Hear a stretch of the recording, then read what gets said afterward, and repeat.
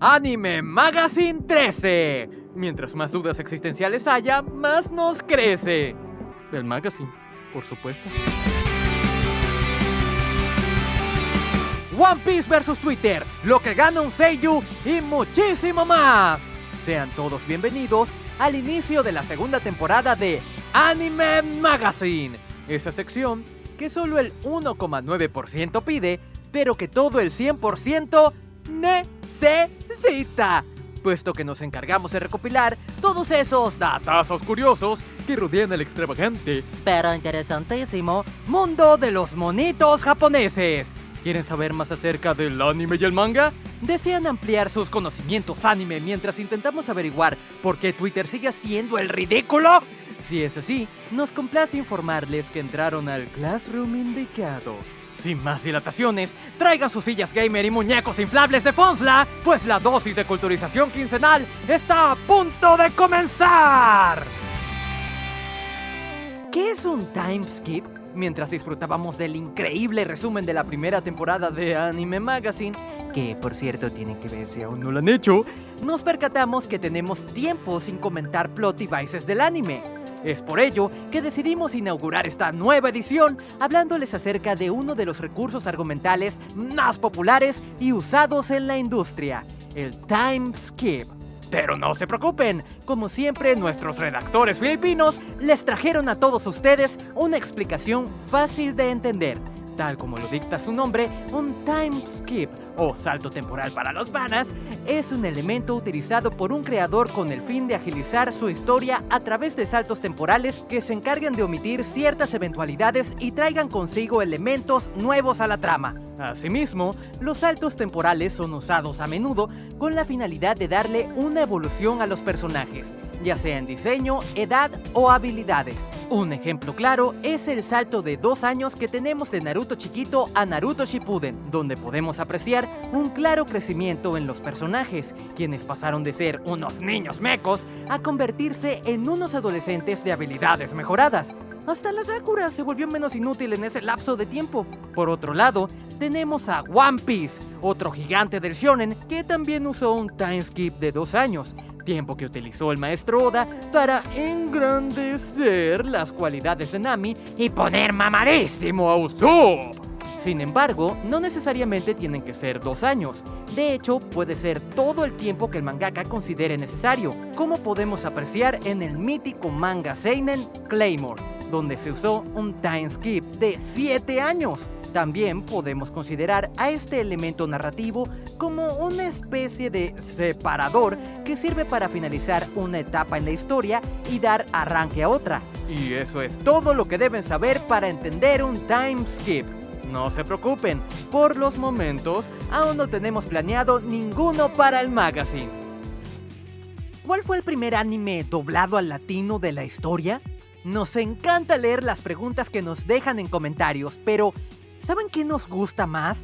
¡Exacto! ¡Responderlas! Pues bien, ¿cuál fue esa primera serie en ser doblada al español tercermundista? Quizá estén pensando que no somos lo suficientemente boomers como para responder un dilema existencial de tal magnitud. Pero, ¿qué creen? ¡Ya nuestro dios Dart lo hizo hace 3 años! Es un verdadero hombre. Así como lo oyen, el jefe de jefes, azotador de pakistaníes por excelencia y rey de nuestros salarios en criptomonedas, subió un video en 2017 titulado ¿Cómo inició el anime en Latinoamérica?, donde revela que la época de los 70s fue pionera en cuanto a exportación de animes a Hispanoamérica se trata. Por ende, las primeras series en ser dobladas a nuestro idioma fueron Heidi, Princesa Caballero, Candy Candy y Meteoro, obteniendo la mayoría un doblaje hecho en México, a excepción de Candy Candy y la segunda temporada de Princesa Caballero, cuyas voces al latino fueron procedentes de Argentina. Por otro lado, los primeros animes en ser doblados al castellano fueron Meteoro, Heidi, Marco y Mazinger Z, siendo todas estas transmitidas por la famosa cadena TVE en la época de los 70s. Y aquí tienen otro dilema existencial resuelto por el poderoso staff de Anime Magazine. Gracias, Dad, por hacernos el trabajo más fácil. ¿Cuál es la diferencia entre remake, reboot y remaster? Como sabemos que a los más chiquitos de la audiencia les resulta un tanto complicado diferenciar un remake de un reboot o un remaster, nos dedicaremos en el siguiente espacio a explicarles las diferencias que hay entre las mismas, con todo y dibujitos, literalmente. Para empezar, un remake, o refrito como le dicen nuestras madres, es el término que se le da a toda obra, en este caso anime, que sea, en resumidas cuentas, una nueva versión de alguna serie antigua. ¡Pero ojo! Para que esta nueva serie en cuestión sea considerada como remake, tiene que ser hecha desde cero y no cambiar en el camino ningún aspecto narrativo de la obra original. Es decir, tan solo debe limitarse a rehacer lo anteriormente visto. Fruits Basket 2019 y Dororo son algunos remakes anime que podemos mencionar para ejemplificar.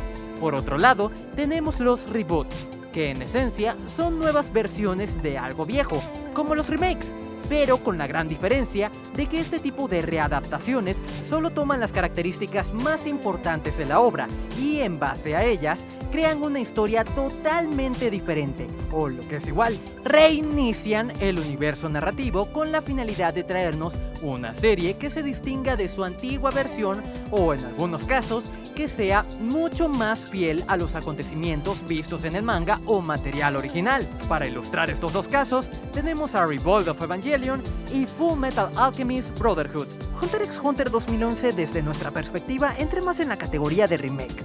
Y por último, están los remasters, que para no hacerles el cuento más largo, se encarga de mejorar visualmente a una obra antigua adaptándola a los estándares modernos. ¡Ojo! No confundan un remake con un remaster, pues este último solo se encarga de mejorar algo ya hecho, es decir, se trabaja encima de una serie antigua con la finalidad de mejorar su calidad audiovisual. Un ejemplo actual es Avatar, serie que Netflix actualizó para que pudiese ser disfrutada en alta definición. Y básicamente, estas son las diferencias entre remake, reboot y remaster. Lo bueno es que esta explicación no solo sirve para el anime, sino para todos los demás medios de entretenimiento que se aprovechan de estas reediciones, como los videojuegos y el cine. De nada. ¿Cuánto gana un seiyuu? Ahora responderemos una de las preguntas más populares del anterior magazine. ¿Cuánto gana un actor de voz a la hora de hacer un anime? Para hallar la respuesta, le delegamos el trabajo a nuestros colaboradores venezolanos, quienes, para serles sinceros, sudaron la gota gorda para encontrar la verdad tras las ganancias de los seiyus, pues la escasa información que hay en internet acerca de este tema y los cortes de luz diarios de 7 horas que acechan a los pobres hicieron que esta labor fuese toda una odisea para ellos.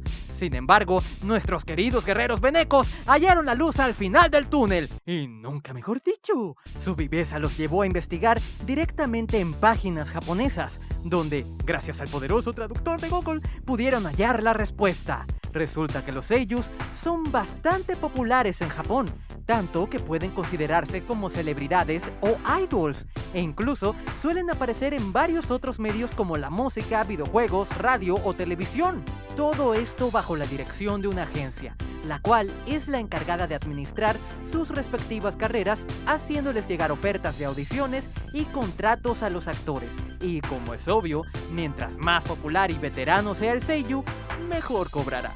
De hecho, si el actor en cuestión es bastante famoso, la serie utilizará su presencia para promocionarse y venderse. Sin embargo, aparentemente sí que hay una media que nos puede ayudar a entender cuánto gana un seiyuu promedio. Tal parece que una voz debutante gana aproximadamente 15,000 yenes por una sesión de grabación, es decir, unos $142,28 al cambio, mientras que un actor más consolidado gana la suma de 45,000 yenes, lo que equivale a unos $426,84 respectivamente. Pero como ya mencionamos anteriormente, todo dependerá de qué tan famoso sea el actor de turno. Para darles una idea, en uno de los artículos en donde recopilamos la información, pudimos ver que, según la página, la popular actriz y cantante Megumi Hayashibara, conocida por interpretar a Rei Ayanami y cantar el ending de Fly Me to the Moon de Neo Genesis Evangelion, entre muchos papeles, gana un aproximado de 10 millones de yenes al año, lo que equivale a unos $94,853,16. Y por si se están preguntando, eso en bolívares equivale a 42.712.69.414,72 bolívares. Otro dato a destacar es que los actores de voz no reciben un salario como tal, sino que trabajan bajo un extraño sistema de rangos en donde mientras más se desarrollen y consoliden como seiyus, mejor serán sus ingresos o galas, como ellos les llaman a sus pagos. Para finalizar, la respuesta corta para este dilema existencial sería que los seiyus ganan dependiendo de su popularidad, de experiencia, la agencia en donde estén y el mismo contrato. No obstante, la media general es la que les acabamos de explicar. El doblaje de One Piece versus los imbéciles de Twitter. Desafortunadamente para nuestra salud mental, volveremos a cerrar el magazine con una pendejada de Twitter. Yay. Como bien sabrán, Netflix ha decidido agregar a su catálogo todo el mítico arco del East Blue, conformado por los primeros 61 capítulos de One Piece. Y no solo eso, pues la gran N ha decidido botar la casa por la ventana y redoblar al latino toda la mencionada primera etapa por completo. Lo que es una noticia bastante agradable para todos, ¿no? Pues no, ya que tal parece que el nuevo doblaje no fue del agrado de algunos fans, quienes al no estar satisfechos con el trabajo hecho, decidieron que era una excelente idea ir a acosar y amenazar a todo el staff detrás del doblaje, lo que lamentablemente se salió de control, pues esta pseudo cancelación pendeja volvió tendencia a One Piece en Twitter, obligando a Arturo Castañeda, el hijo del reconocido Mario Castañeda, el Cocoon, y el director del nuevo doblaje de One Piece, a disculparse mediáticamente por el increíble pecado de hacer su trabajo. Uno en donde asegura que tanto él como todo el equipo encargado puso todo su corazón y empeño en la realización del proyecto. Está bien que no les guste el doblaje, de hecho a nosotros tampoco nos termina de agradar las interpretaciones y la decisión de haber traducido las técnicas. Sin embargo, el hecho de que algo no te guste no es excusa ni mucho menos le da el derecho a nadie a insultar o amenazar. A fin de cuentas, ni Netflix ni ninguno del equipo detrás del doblaje está obligándonos a que veamos la serie de esta forma. El doblaje es un simple añadido y ya. Lo que tal parece que a los monos neuronales de Twitter se les olvidó. Pero en fin, ¿ustedes qué opinan? Desde nuestras oficinas los invitamos cordialmente a enseñarles a estos ardidos dónde está la opción de cambiar idioma. Y si pueden, háganle un favor al mundo y cómprenle un jabón a esa gente. Dar TV. Las lolis están prohibidas en Australia. Yo. Oh no. Mi primo en Australia en la cárcel porque lo engañé con un capítulo de Shoujo Ramune en vez del nuevo capítulo de One Piece. ¡Al de la voz lo conozco! Vende hamburguesas en la esquina de mi barrio. En síntesis, el peinado focheador es el Kirito de los H. ¡Viva el peinado, Cristo! ¡Lolicón que veo! ¡Lolicón que pateo! ¡Lola inflable! ¿Dónde venden eso? No sé si me siento como estúpido gritando un kaioken como loco a mis 28 años. Pues sí, no es como que lo hiciéramos aquí, claro que no. El cabello focheador es para autointroducirse al hidrógeno. Todos, ¡qué elegancia la de Francia! Dar TV. Y así termina la 11ª edición de Anime Magazine. Yo. ¿Décima? ¡Primo Dart! ¡Esta es la 12ª entrega de Anime Magazine! Dar TV. ¡Ah, caray! Esa no me la esperaba. Y con estos destacados comentarios termina la 13ª edición de Anime Magazine. ¿Cuál tema les gustó más? ¿Qué otros dilemas existenciales quieren que sean respondidos para la siguiente entrega? Déjenos sus preguntas en los comentarios. Todas serán respondidas en la próxima entrega. Si te gustó este video, dale un buen like que se vea. Compártelo con tus amigos. ¡Suscríbete! Y activa la campanita para estar enterado de las noticias más relevantes del mundo del anime y de los datazos más curiosos del mundo de los bonitos chinos. Yo soy Fonsla y ¡nos vemos!